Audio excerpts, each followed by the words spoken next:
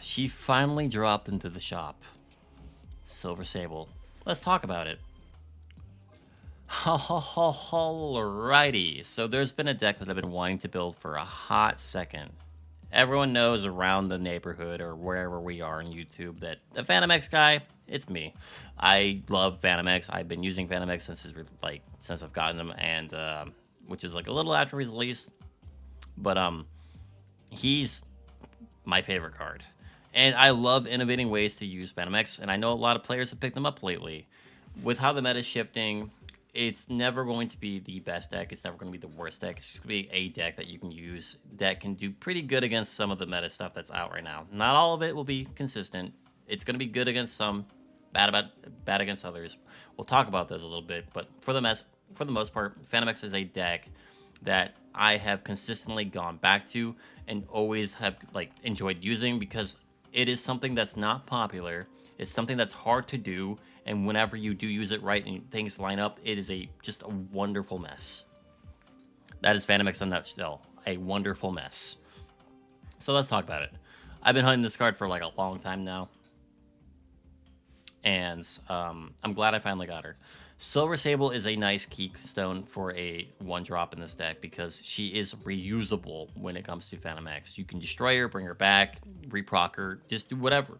It is just have her do her thing to take power away from your opponent and give more power to you because stats in Fantomex actually matter quite a bit. So Silver Sable is going to be something that you want to use, maybe. Depends on what you're doing. I personally really enjoy Silver Sable. I like the ability to play her, get 2 power, take 2 power away, kill her later, bring her back, get 2 more power. And if you get really good at it, you'll get actually 3 procs of her. So it's like bouncing her without the bounce. And she can get pretty sizable. Nico Minoru. Nico Minoru. She's here for one reason mostly, which is this. Destroy, draw 2 with Fantomex. If you don't draw Fantomex, you're going to be in trouble. Do you want a little extra time to draw, which is the main key one. I have experimented with the cloning one too, and it worked out really okay. So that was nice. Like the cloning of Silver Sable, it's not too bad. I think it's pretty good, especially if you can reuse them. Like I said, reusability, it's really nice. I prefer the draw though. If I'm being honest, I prefer the draw with Nico Minoru. Black Cat, because I like her more than Blade. Not saying that she's better in Blade, not saying she's worse than Blade. It's just I personally prefer Black Cat because I don't have to think about, oh, I need to play Blade to discard. Nah, she'll discard herself.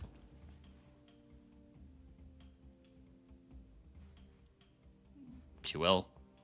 And we appreciate it. Just know on the last turn, if you haven't discarded, you're going to be in trouble. That's the one place where Blade is better. Where if it's like turn 6 or turn 7 and you still haven't discarded, Blade's probably better. But that doesn't really happen that often. So it doesn't really matter. Wild Child. Rar. No. Wild Child is a 2/9 stat stick. He is going to work Fantomex because you have to discard and destroy anyway. And I like Wild Child. He's safe from Shang-Chi, but he's good enough to win lanes whenever he wins. The main thing with Fantomex that you need to understand is he's a little bit different. You don't need to win priority to feel good about yourself. You kind of want your opponents to play all their cards out while you're building up your playstyle. So even though priority is really important in most other decks, not for Fantomex. He doesn't really care, which is kind of nice. I kind of prefer that, honestly. It's less stressful for me. Marrow, because whenever you're inflicting other people and killing your stuff, you feel good. Marrow. She's a 2/3. Just joking. She's never on the board, and unless she gets revived by Morgan Le Fay, then she's a 2/6. Congrats. She's here to be discarded, or in more reasonable place to use her. Destroy her with like something. Nico Minoru loves this for fodder.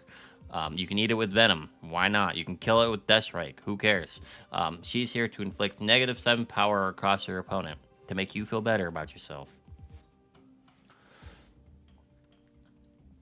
Magik the Gathering. Just joking. Magik. Magik is great because she gives you that extra turn to really like full circle your plan. You don't play her turn 3. You're not playing her turn 4. You're playing her turn 5. You're only playing her turn 5 when your strategy is fail-safed. Like, you're late on all your stuff because Fantomex decided to be a bum. You're playing her turn 5 to set up your win condition combo. Just be careful because even though you can go turn 7 and have a nice, like, output of power on turn 7, it's only there if you're already, like, comfortable or, like, not comfortable with, like, where you're at. It'll give you that extra turn to really be like, okay, can I pull this off? Is Magik my solution to pulling this off? On turn 5, you'll know. So, better than a retreat sometimes.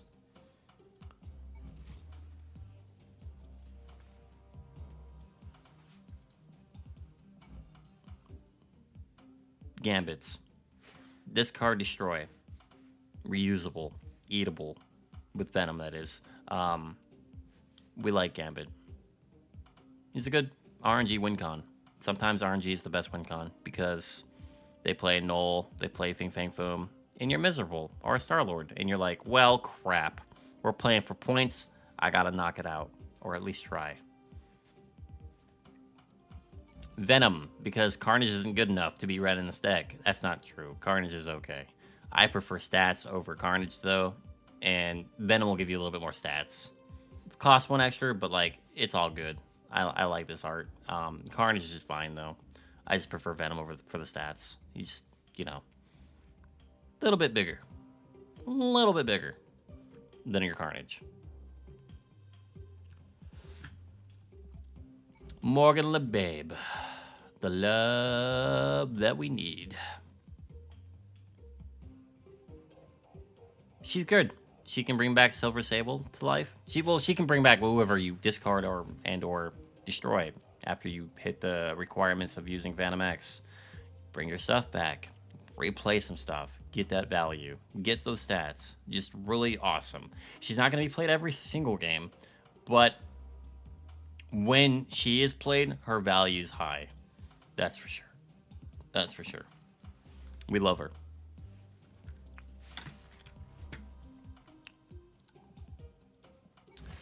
Fantomex is your core win condition, your core card that you're building around this. The deck is just built around him anyway, so Fantomex. Whenever you discard and destroy something on your field or in your hand, well, I guess it has to be in your hand, you get to be a lot bigger of a stat stick because you're taking away 2 power from the whole front row while staying safe from Ching-Shi. We appreciate your work, Fantomex. You may not be the biggest unit on the board, but you're definitely the most useful. Good for you. We like you. Oh, misery. Because our mental fortitude is just miserable right now with the meta. She's here as an option. You can replace her for Polaris if you want to. It is very doable. You can run Polaris Horseman of Pestilence if you want to. It is the same type of tech. You're using this tech to reproc your tech. With how Morgan Le Fay works, you can still technically just use Polaris as an extra way to proc more tech if you're lucky.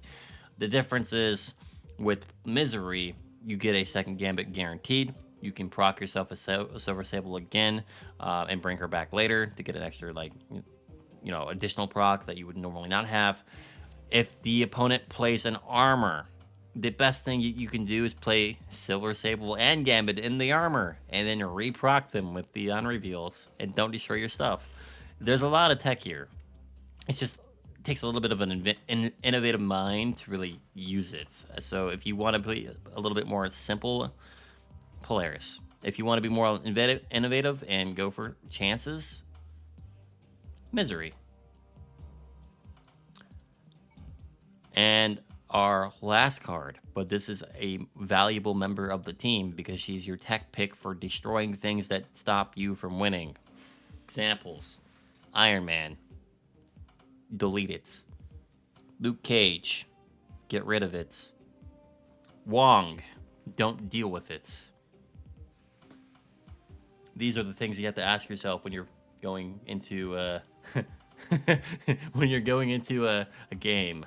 The 3 things that we all hate: Wong, Luke Cage, Iron Man. No more. No more problems. They're all gone. You live in my world now, because I have a Deathstrike. Haha. No, seriously. Screw them all. With this tech pick. Approved by yours truly. If there's a little goblin of negative power in your field, she'll take care of it. If you have squirrels on your field, because the RNG of squirrels wants to pop and show up their little faces, she'll take care of it. She's like a big old trash compactor. It's glorious. So very glorious. And that's the deck. So, there you guys go. Fantomex. Not a memeable deck. It is a competitive deck. It's just a deck that is going to be in the meta. That is good against Doom 99 style decks. Bad against Star-Lord decks sometimes. Depends on the situation, what your Gambit blows the fuck up.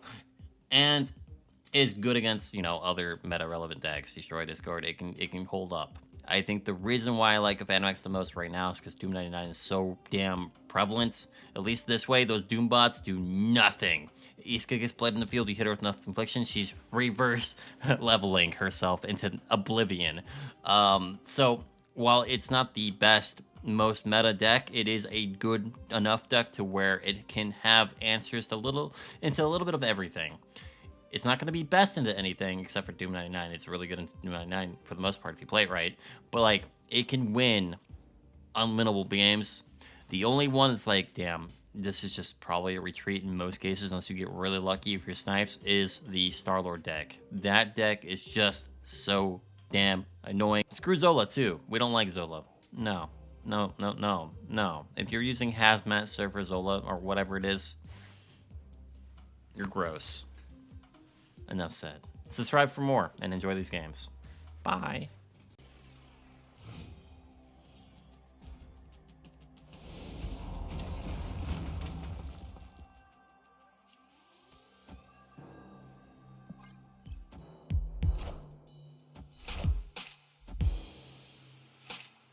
Gotta run, hun.